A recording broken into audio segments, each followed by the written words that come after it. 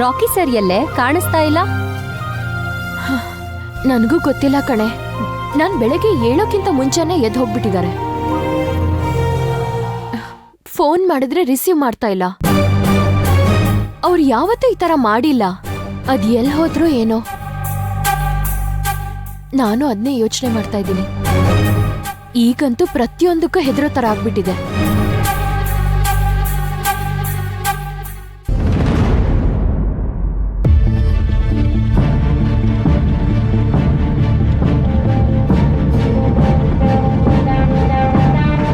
ನೋಡು, ಬೆಳಗ್ಗೆಯಿಂದ ಕಂಟಿನ್ಯೂಸ್ ಆಗಿ ಕಾಲ್ ಟ್ರೈ ಮಾಡ್ತಾನೆ ಇದ್ದೀನಿ.